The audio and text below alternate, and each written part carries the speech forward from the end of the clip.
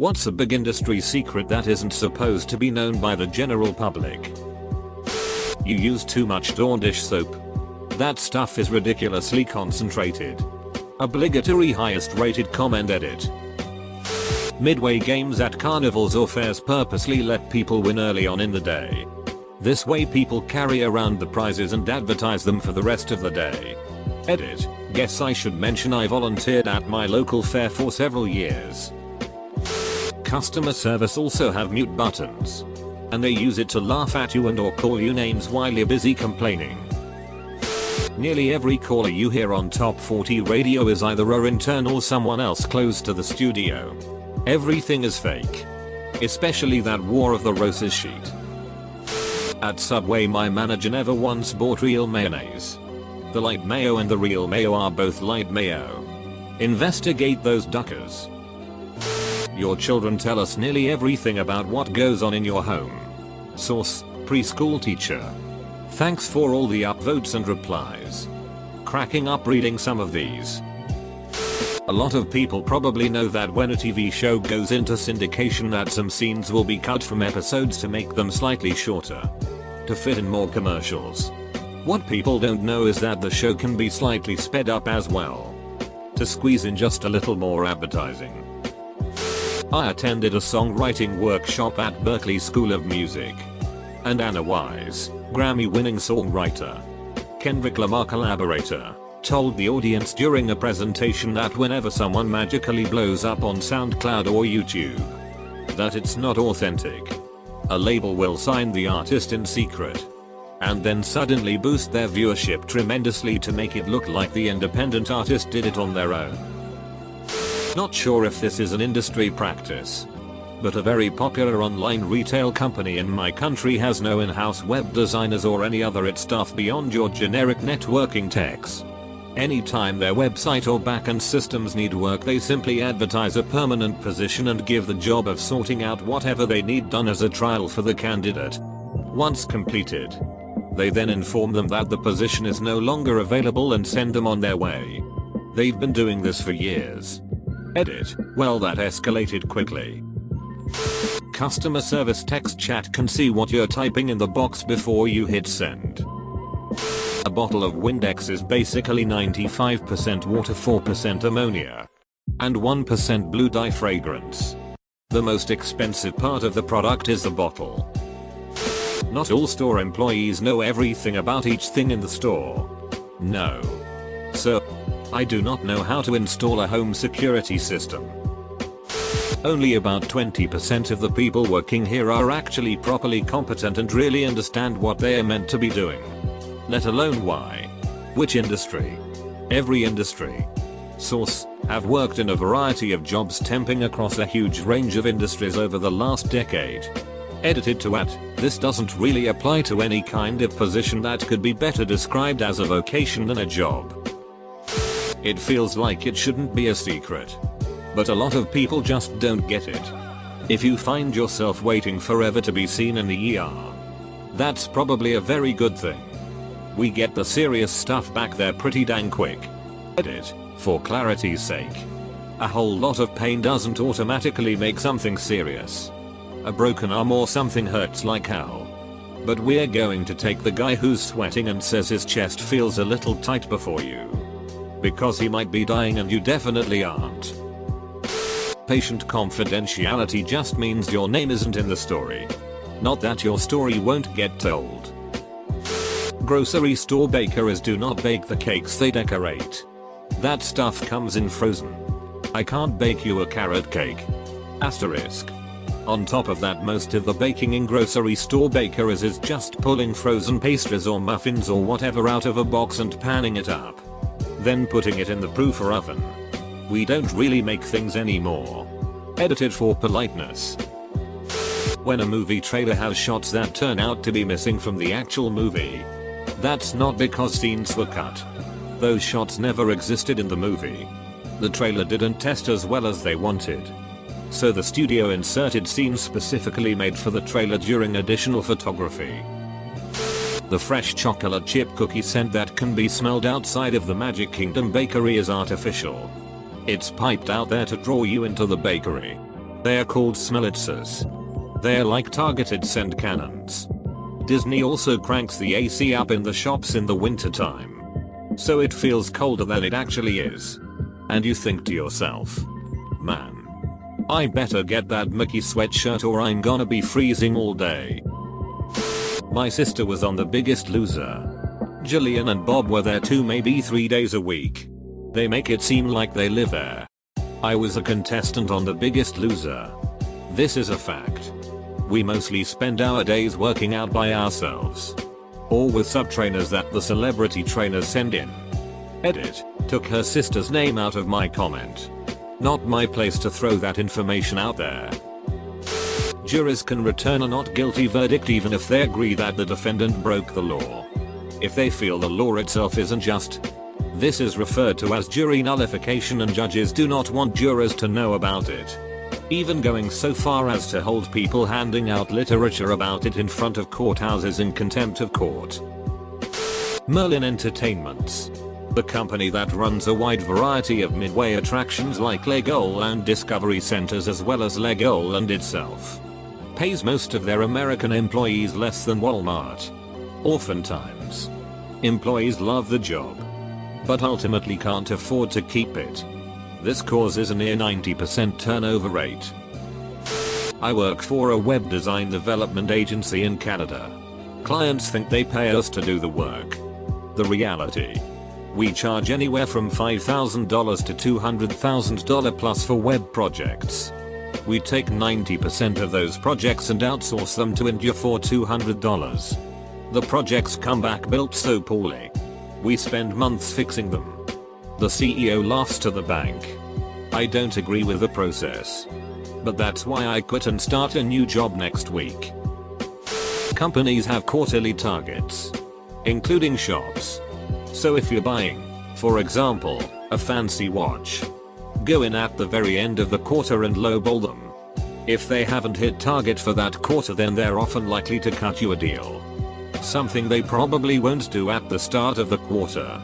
If they've hit target, just wait. Hospitals and doctors' office bills in the US can be negotiated, and many will offer huge cash discounts if you pay at the time of service. But once the insurance gets billed, there is much less room for negotiation. If your bill gets applied to the insurance deductible, then the facility, by law, is supposed to collect the full amount that was applied to the deductible from you. Also, if there's a copay, the facility, by law, is supposed to collect that as well. For the average person on a high deductible plan, $1,000 plus, you'd have to get cancer or be in a huge trauma for the insurance to kick in any meaningful payment. Insider advice: when you make an appointment at a doctor's office, ask if they have a point of service discount. Also, if you go to a hospital, don't let them know you have insurance until after they give you the bill. Do the negotiation first. Then do the math and see if it's cheaper to pay out of pocket.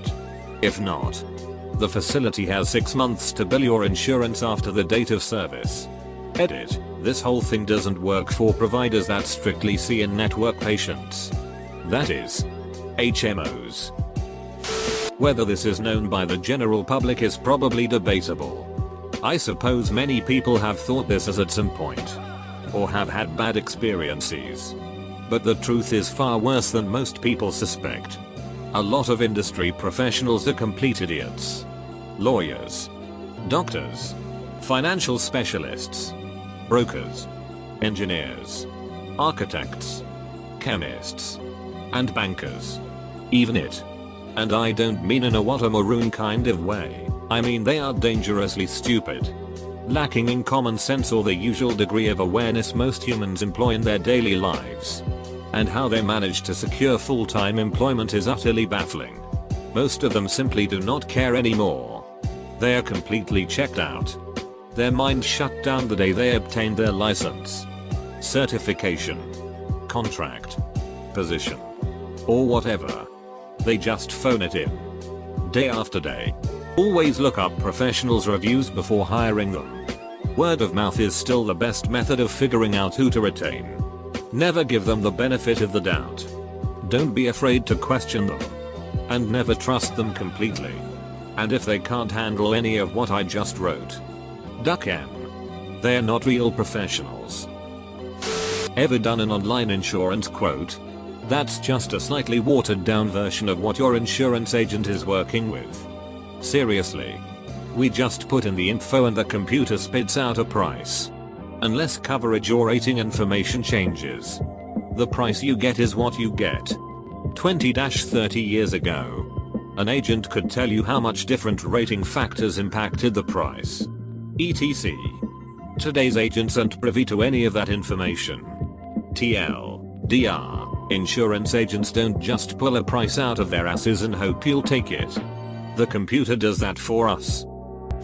If you have a Bank of America credit or debit card, and your card gets declined and you call and find out it was because of a data breach, the fraud department that you speak to is forced by the bank to tell you that they can't see where or when the data breach occurred. But we can see it. It shows us right there on our computer. It's really ducking annoying for everyone involved. Other than the bank apparently, since they're the ones that enforce this. It's a major problem because your card gets completely shut off right there over the phone. And we have to send in a request to have a completely new card and card number sent to you. Then, you wait about 2 weeks to receive it in the mail. And have to change everything you pay your bills onto the new card number. But if you go back to the store with that new card that had the data breach and they still haven't resolved the problem with the breach, then your card will be shut off again. Rinse and repeat. Please try not to get too angry at the people you talked on the phone. They don't work at BOA. They're just lowly call center workers. And they're fired if tell you where it happened. The bank is saving their own ass to not piss off big companies that don't want that info to leak to the public. Edit. I didn't think this would actually get seen much. In case I go missing, BOA probably sent someone to heal me. Government cares about the people. I've worked at various offices and you meet way more Leslie Notes than Venal Blagojeviches. My experiences are borne out by others as well. The author Mark Halapin said on the Moment W. Brian Koppelman podcast that of the 160 presidential candidates he covered, at least 151 were literally in it to make America a better place. Not for the power-mad reasons the public assumes. Think about the kids in ASB or student council. Those are generally the most ethical kids in the school and they become our future congressmen. Edit. Fixed podcast reference. The discussion starts at the 35-minute mark if anyone is interested. I work in the trucking industry and it's frightening how much food product is sold and resold after being rejected. Had a customer have a load of cheese refused because it was too warm, but took it back to another warehouse, cooled it down and resold it to another customer. I have seen it done with cheese, juice, meat and seafood. Only seen it done about 4-5 times out of 10,000 plus loads I have moved, but that is still too high. College professors often have zero or very little training in teaching. They are just really good at research in their area, and thus earn advanced degrees until someone puts them in front of a bunch of college kids. The top professor at a university with a PhD and a ton of research publications isn't even qualified to teach kindergarten, high school, etc. Pizza Hut managers are trained to give you free food if you complain about anything and with zero proof required. If they refuse to give you free food, call the corporate hotline and they will give you free food while reprimanding the store manager in question. Source: was manager. Got in trouble for not giving someone free food like I was trained to do. The pretzels you get at the mall only cost 25 cents to make, including labor. Also, the cheese we have comes in a big can that is less than $15. They charge 50 cents extra for a tiny cup. We diluted 3x with water and mix it up in the bag. Edit. I was an assistant manager for Auntie Anne's for 2 years. The 25 cents included things like labor, rent, franchise fees, insurance, etc. I'm sure there are other expenses that didn't cover, and I'm also aware things get marked up. Damn pretzels and their deliciousness. Security guards are underpaid and usually undertrained. That guy standing in front of the bank with a shiny gun?